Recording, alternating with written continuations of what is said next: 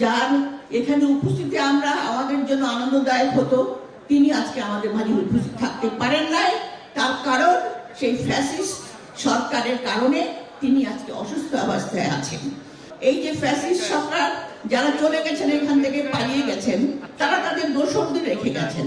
আজকে আপনারা প্রমাণ করেছেন, হ্যাঁ আপনারা শহীদ প্রেসিডেন্ট জিয়াউর রহমানের দল সারাটা জীবন তিনি সংগ্রাম করে বা বিএনপিকে উন্নয়নের দিকে যেমন নিয়ে গেছিলেন, তেমনি এই দীর্ঘদিন আবশ্যিকভাবে নেতৃত্ব দিয়ে যিনি আমাদের বিএনপিকে সত্যিকার অর্থে নেতৃত্ব দিয়েছেন, যিনি আজকে অসুস্থ, যার এখানে উপস্থিতি আমরা আমাদের জন্য আনন্দদায়ক হতো, তিনি আজকে আমাদের মাঝে উপস্থিত থাকতে পারেন নাই। তার কারণ সেই ফ্যাসিস্ট সরকারের কারণে তিনি আজকে অসুস্থ অবস্থায় আছেন।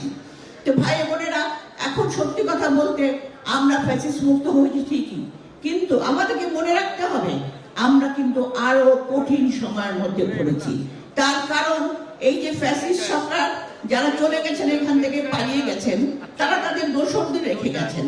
তাদের বিভিন্ন আগ্রাসী শক্তি এখনো চেষ্টা করছে, বিশেষ করে আমাদের পার্শ্ববর্তী দেশ ভারত, তাদের যে আধিপত্যবাদের যে তাদের যে চেষ্টায় বাংলাদেশ একটি অঙ্গরাজ্যে পরিণত হতে বসেছিল, সেখানে আপনারা সেই পরিণত হতে দেন নাই। সেখান থেকে আমাদেরকে এখনো কাজ করে যেতে হবে। মনে রাখবেন, আপনারাই সেই শক্তি যারা এই দীর্ঘ 15 বছর আন্দোলন সংগ্রাম করে অবশেষে দেশকে মুক্ত করেছেন। আপনারাই সেই শক্তি যারা আপনার আমাদের শহীদ প্রেসিডেন্ট জিয়াউর রহমান যে বিএনপিকে একটি দল হিসেবে প্রতিষ্ঠিত করেছিলেন জনগণের কল্যাণের জন্য, স্বাধীনতা সার্বভৌমত্ব রক্ষা করার জন্য, সেই স্বাধীনতা সার্বভৌমত্ব এবং জনগণের পাশে থেকে আপনারা দীর্ঘ 15 বছর আমাদের অনেক নেতা কর্মী তারা তাদের ত্যাগের বিনিময়ে অনেকে মৃত্যুবরণ করেছেন, অনেকে গুম হয়েছে। আজকে আপনারা প্রমাণ করেছেন, হ্যাঁ আপনারা শহীদ প্রেসিডেন্ট জিয়াউর রহমানের দল, আপনারা তাকে তাই ভাইরাকে মনে রাখতে হবে।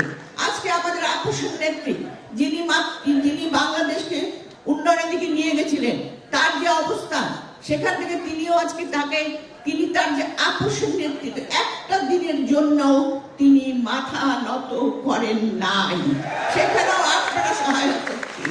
আমাদের ভারপ্রাপ্ত চেয়ারম্যান যিনি আপনারা জানেন যাকে মৃত্যুর দিকে ঠেলে দেওয়া হয়েছিল, তিনি সুদূর 8000 মাইল দূর থেকে যেভাবে আপনাদেরকে নেতৃত্ব দিয়ে আপনাদেরকে পুনর্গঠিত করে এই যে এত বড় একটা আন্দোলনের চরম পর্যায়ে পৌঁছেছেন, আজকে তাদেরকেও আমরা অভিনন্দন জানাই, আপনাদেরকেও অভিনন্দন জানাই। তাই আজকে মনে রাখতে হবে আমাদের এখন কঠিন সময় যাচ্ছে। আমাদের সময় হলো শহীদ প্রেসিডেন্ট জিয়াউর রহমান যে লক্ষ্যে 71-এ স্বাধীনতা হয়েছিল, আমাদের ভাইরা রক্ত দিয়েছিল, তাদের যে সাম্য মর্যাদা, বেঁচে থাকার অধিকার, মানুষের বেঁচে থাকার অধিকার, কথা বলার অধিকার, সেই অধিকার ফিরিয়ে দেওয়ার জন্য আজকে আমাদের ভারপ্রাপ্ত চেয়ারম্যান যে একটি সংস্কার নিয়েছে, সেই সংস্কারের লক্ষ্যে আপনাদেরকে ঐক্যবদ্ধভাবে কাজ করতে হবে। আমরা সবাই আমাদের নেতৃত্বের তলে আমরা সবাই একযোগে কাজ করব, এই প্রত্যয় এবং আগামী দিনে মুক্ত সুন্দর বাংলাদেশ গড়ে তুলবেন। আজকের দিনে আপনারা এই শপথ গ্রহণ করুন। ধন্যবাদ। বাংলাদেশ জিন্দাবাদ।